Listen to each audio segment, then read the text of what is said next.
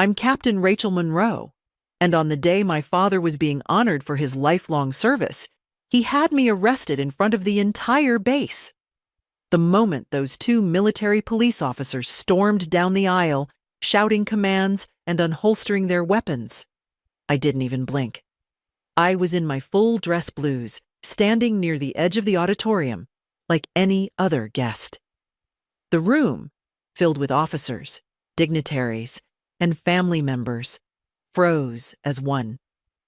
I heard a collective gasp ripple through the crowd like the air had been pulled straight out of the room. My hands went up slowly, not in fear, but with a weight that felt heavier than the metals on my chest. The cuffs clicked shut around my wrists, cold, deliberate. I could feel every stare burning into me. The shock was complete, except for one man on that stage, my father, Colonel William Monroe, decorated, revered, and now glowing with the kind of grim satisfaction that didn't just say, "I won," but "I finally destroyed you." He held his lifetime achievement plaque like it was a trophy, like I was the final obstacle he'd removed from his legacy. He didn't look proud. He looked justified. I watched him mouth the words to me across the crowd, slow and deliberate. "I reported you." He believed he was witnessing my ruin. He believed he had exposed a traitor within his own bloodline and had done so publicly in front of the very institution he worshipped.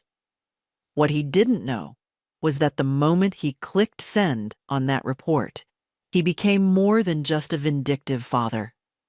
He became a liability. He became an accessory to treason. And when the main doors slammed open behind us, it wasn't reinforcements for him.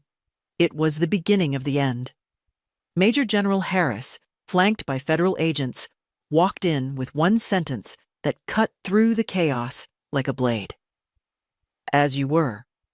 The MPs froze. The cuffs came off. And just like that, the roles reversed. The stage he thought would seal my disgrace was about to be repurposed into a crime scene. But to understand how a career soldier, a man obsessed with rank and order, ended up being dragged off his own stage in silence, you have to understand the week that came before.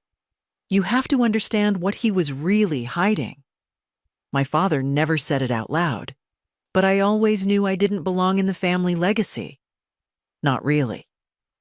The Monroe name meant something in military circles, and in his eyes, it meant power, tradition, and a very specific image of success that I never fit into. Every family gathering felt like a ceremony. Medals on the wall, photos of deployments, shelves lined with plaques and folded flags. My older brother, Nate, was the crown jewel of it all. He made major before 35, played football at the academy, and had that easy charm that made people lean in when he spoke. I was the other one, the quiet one, the daughter who chose military intelligence over infantry, cyber over combat. My father would introduce Nate like he was unveiling a monument, and then nod vaguely in my direction. "Rachel's in analysis," he'd say. "Does something with files?" It always stung, but I had learned how to hold my face still, to let it pass. But the worst part wasn't the disregard. It was the secrets. 1 week before the ceremony, we were at my parents' house for dinner. Formal, stiff, like every other casual family gathering. My father sat at the head of the table, polishing his award plaque between bites. He cleared his throat, proud as ever. "The ceremony's on Friday. Full base attendance. You'll both be there." He looked right at me. "In uniform. Show some respect." I nodded, quiet, controlled. But then, he shifted. He leaned forward, his eyes narrowing. "I heard a rumor, Rachel," he said, his voice dropping. "I heard Task Force Echo is poking around the 48th Division, my old unit." My fork paused halfway to my mouth. I didn't look up. We investigate data anomalies, Dad. It's routine. Routine? He scoffed. Interrogating Major Jenkins is routine? He's my protege.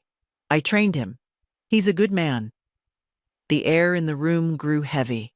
Major Jenkins was the subject of an active counterintelligence investigation. I couldn't confirm or deny it. I can't discuss work at the table, Dad, I said. He slammed his hand down. The silverware rattled. Don't you quote protocol to me, he shouted. I built that division. If you are using your little computer job to witch hunt good soldiers just to get back at me, I will end you. Do you understand? Nate chuckled nervously. Dad, relax. She's just a paper pusher. She's not hunting anyone. My father didn't relax. He looked at me with genuine fear, masked as anger. He followed me to the door after dinner, waited until no one could hear. Then he leaned in, close enough to feel his breath. I won't have a traitor in my family, he whispered. If you don't drop the inquiry into Jenkins, I will report you as a security risk. I know people, Rachel. I can have your clearance stripped before breakfast. He meant it. He really believed he could bully me into silence. He thought he was protecting a friend. He had no idea he was protecting a mole. My mom found me in the kitchen that night, trying to pretend everything was normal. She gave me that smile, the one she always used when she wanted to smooth things over without fixing anything. You know how your father is, she said softly. He's just loyal. Loyalty is everything to him. I smiled back. Or at least, I think I did. Loyalty to what, Mom? I asked. She didn't have an answer. I walked out to my car. I sat there for a long time watching the house. I realized then that my father wasn't just a bully. He was compromised. He had blinded himself to the truth to protect his legacy. And I wasn't going to play the quiet daughter anymore. My father thought I worked behind a desk filing paperwork. He pictured me as a glorified assistant. What he never understood was that my desk sat in one of the most secure rooms on the base, deep behind biometric locks and reinforced steel doors. I worked inside a SCIF, a sensitive compartmented information facility. No windows, no phones, no noise except for the constant hum of air scrubbers and the soft clicks of keyboards. I was the lead investigator for Task Force Echo, a counterintelligence unit tasked with hunting insider threats. We were the ones who tracked the people trying to tear down our defenses from the inside.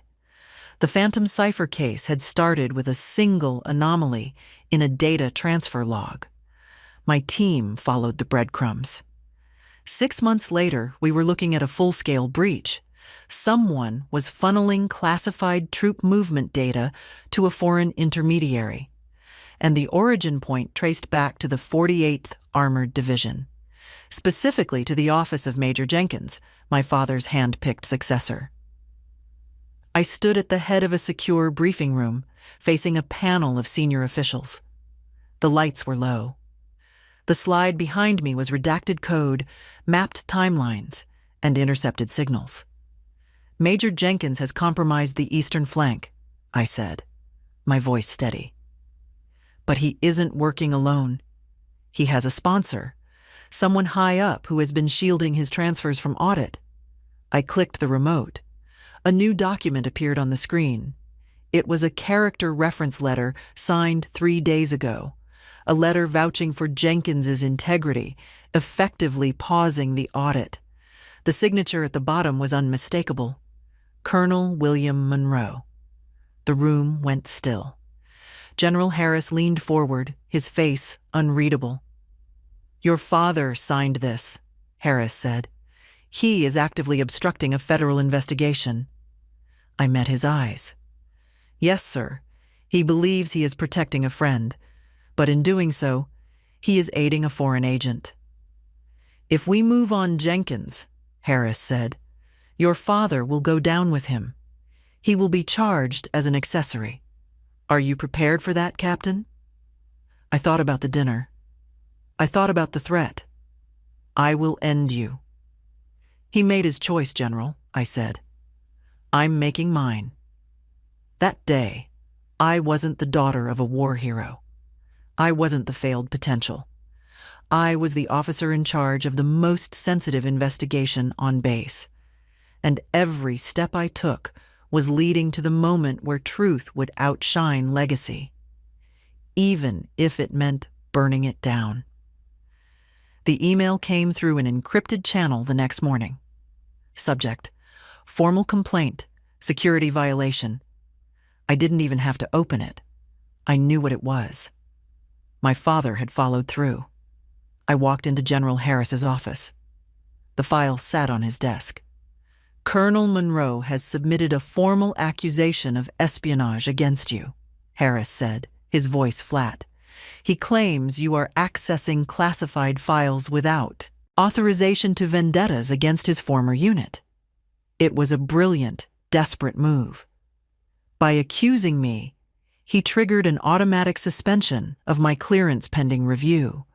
It was designed to freeze me out, to stop the investigation into Jenkins long enough for them to cover their tracks. It's a stalling tactic, I said. It is, Harris agreed. And it's also a felony. He just filed a false official statement to a general officer to cover up a crime. Harris stood up. He walked to the window, looking out at the parade grounds where the ceremony would be held in 48 hours. We have enough to arrest Jenkins now, Harris said. But we need to prove your father's intent. We need him to show his hand publicly. He turned to me. He wants a show, Captain. He wants to see you humiliated. He thinks that if he breaks you in public, the investigation dies. Harris paused.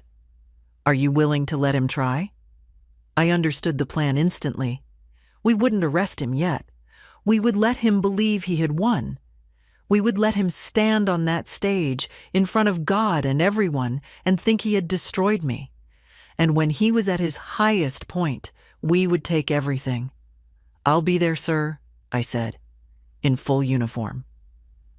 The day of the ceremony, I arrived 15 minutes early. I wore my full dress blues, crisp and exact. The auditorium was buzzing. Medals clinked. Families chatted. My brother Nate was in the front row looking smug. My mother was next to him, looking anxious. I took my seat near the center aisle. I sat tall. I didn't hide. Then the lights dimmed. The applause began. He stepped onto the stage like he owned it. Colonel William Monroe, my father. He wore his uniform like armor. To the audience, he was a symbol of discipline and valor. To me, he was a man standing on a house of cards, waiting for a breeze. He scanned the crowd. His eyes landed on mine. He smiled. It wasn't a warm smile. It was the smile of a predator who sees the trap has sprung. He gave his speech. Words like honor, integrity, and legacy spilled from his mouth. It was a masterclass in hypocrisy. Then he paused. He gripped the podium. Sadly, he said, his voice taking on a somber tone, not everyone understands these values. Sometimes the threat comes from within. Sometimes we have to make hard choices to protect the core, even if it breaks our hearts. He looked directly at me. I have always put the Army first, he declared, above friendship, above family. That was the signal. From the back of the room, the doors burst open. Military police, make a hole! 2 MPs marched down the aisle. They weren't moving toward the stage. They were moving toward me. The crowd gasped. Heads turned. The MPs stopped at my row. Captain Monroe, stand up! I stood up slowly. I held out my wrists. Click, click. The cuffs were cold. The room erupted in whispers. My mother covered her mouth, sobbing. Nate looked stunned, but triumphant. On stage, my father stood tall. He held his plaque. He looked at me with that grim satisfaction. He mouthed the words, I told you. He thought it was over. He thought he had saved Jenkins. He thought he had saved his legacy. Then the side doors near the stage slammed open. It wasn't more MPs. It was Task Force Echo. 6 agents in suits, moving with lethal purpose, and leading them was General Harris. He walked onto the stage, ignoring the stares, vaulting up with an energy that silenced the room instantly. He walked straight to the podium. He grabbed the microphone from my father's hand. "As you were," Harris bellowed. The MPs holding me froze. They looked at the general. "Uncuff the captain," Harris ordered. "Now." The MPs fumbled for their keys. The cuffs fell away. My father looked at Harris, confused. "General, what is the meaning of this? That woman is a security risk. I filed the report myself." Harris turned to my father. He didn't turn off the microphone. Everyone heard what came next. "We know you filed the report, Colonel," Harris said, his voice cold as ice. "You filed a false report to strip an investigator of her clearance." My father went pale. I was protecting the unit." "No," Harris said. "You were protecting Major Jenkins." At the mention of the name, my father physically recoiled. "We found the encrypted drives in Jenkins's office this morning," Harris continued, his voice echoing through the auditorium. "He has been selling troop movements for 6 months. And 3 days ago, when you found out your daughter was closing in on him, you didn't help her. You tried to destroy her to cover up your own negligence." The crowd was dead silent. My mother had stopped crying. She was staring at her husband in horror. "You chose a traitor over your oath," Harris said, "and you weaponized the military justice system to do it." Harris nodded to the agents. "Colonel William Monroe, you are under arrest for obstruction of justice, aiding the enemy, and filing false official statements." The agents moved in. They didn't salute. They grabbed his arms. My father struggled. "You can't do this! I'm a hero! I have a legacy!" "Your legacy is a lie," Harris said. They stripped the plaque from his hands. It clattered to the floor. They marched him off the stage, the same stage where he thought he would be crowned king. As they dragged him past the front row, he looked at me.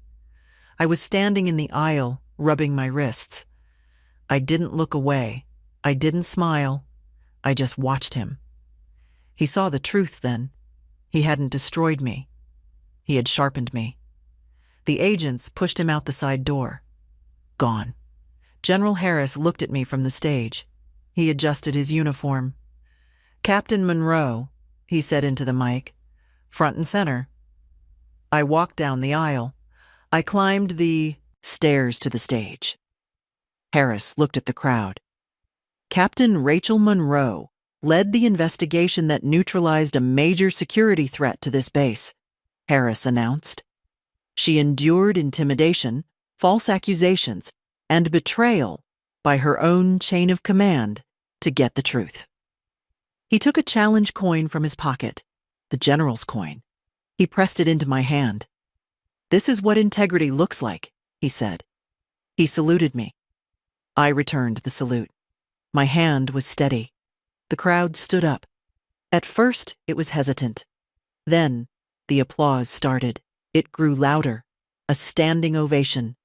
Not for the colonel, for the captain. 1 year later, the nameplate on my new office door read, Major Rachel Monroe, Deputy Director, Counterintelligence. It was a bigger office, higher clearance.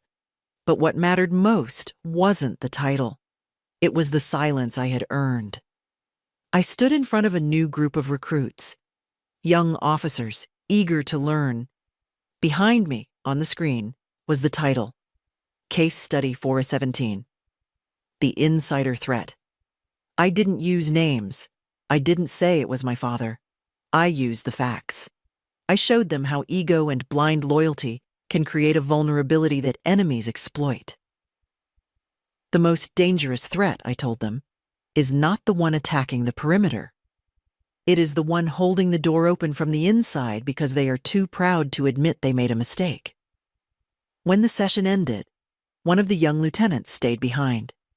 "Ma'am," she said, "that case study, was it hard? For the investigator?" I looked at her. "The truth doesn't care about your feelings, Lieutenant," I said. "It only cares that you protect it." She nodded, understanding. I went back to my desk. My computer pinged, an email from a civilian address. No subject. "Your father is sick. He's at the VA hospital. He wants to see you. He says he wants to explain." It was from my mother. I stared at the screen. I thought about the dinner table. I thought about the cuffs. I thought about the choice he made when he thought no one was watching. He didn't want to explain. He wanted to be absolved. He wanted me to tell him that his legacy was still intact. I didn't feel anger. I didn't feel sadness. Just clarity. I moved the cursor to the delete button. Click. The email vanished. I turned my chair to the window.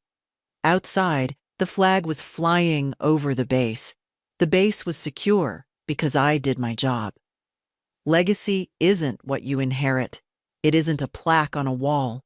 Legacy is the line you hold when the world tries to push you back. I picked up the phone. "This is Major Monroe," I said. "Let's get to work."